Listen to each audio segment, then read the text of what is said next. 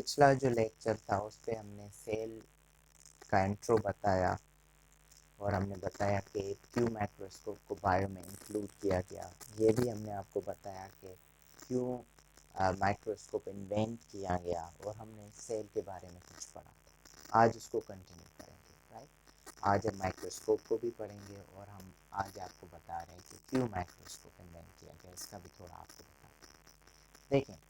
अब आपको मैंने एक टर्म बताया था, एक रेजोल्यूशन का बताया था। रेजोल्यूशन क्या है? रेजोल्यूशन दो पॉइंट्स के बीच में एक शॉर्टेस्ट डिस्टेंस को अलग दिखाना, राइट। उनका मिनिमम डिस्टेंस, शॉर्टेस्ट डिस्टेंस, उसको हम रेजोल्यूशन कहते हैं। अब रेजोल्यूशन डिपेंड करता है वेवलेंथ ऑफ लाइट पे। वेवलेंथ ऑफ लाइट को वेव, इसकी शक्ल वेव की होती है, इसलिए इसको हम वेवलेंथ कहते हैं। और लेंथ आप सब जानते हैं, ये है वेवलेंथ ऑफ लाइट, ठीक है। अब ये जो ऊपर दो पॉइंट्स देख रहे हैं इनको हम कहते हैं क्रस्ट। नीचे जो दो पॉइंट्स देख रहे हैं नीचे, इसको हम कहते हैं ट्रफ।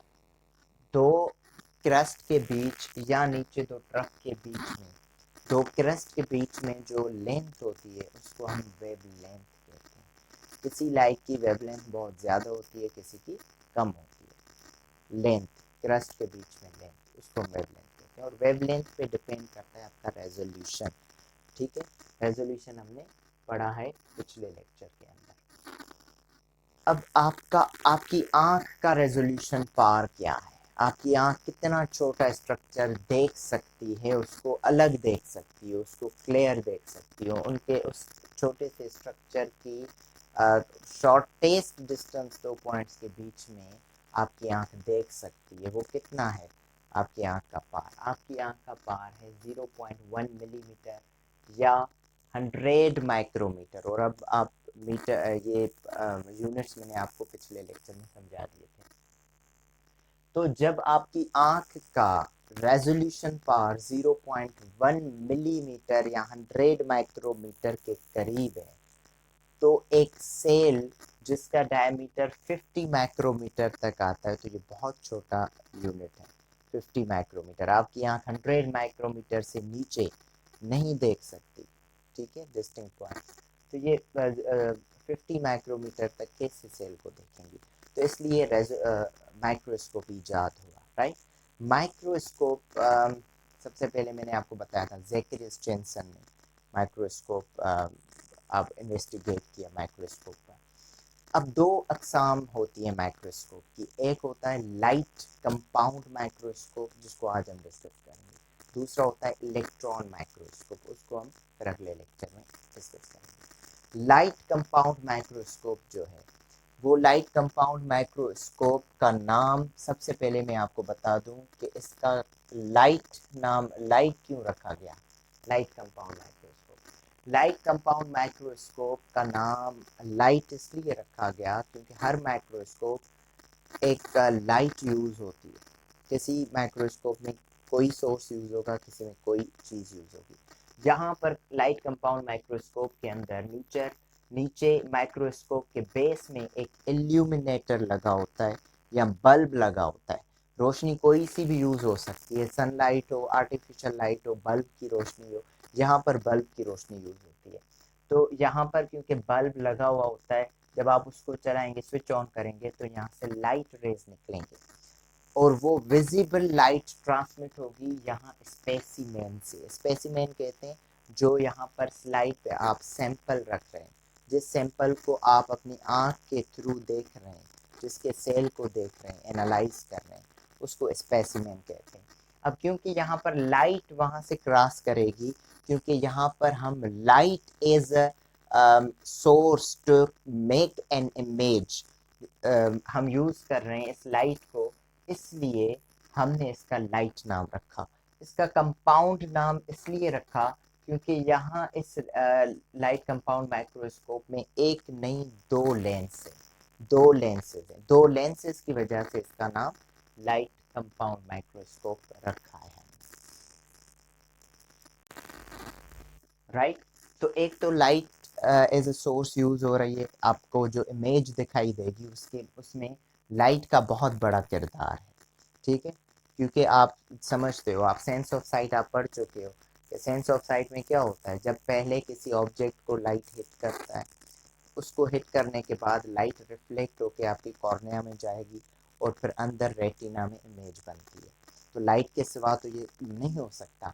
तो माइक्रोस्कोप में भी अगर आपको किसी सैंपल को देखना है यहाँ से ऊपर इस लेंस से, जिसको हम ऑक्यूलर लेंस कहते हैं, वहाँ से अगर आपको किसी स्पेसिमेन, किसी बायोलॉजिकल सैंपल को देखना है तो उसके लिए लाइट इस्तेमाल होगी।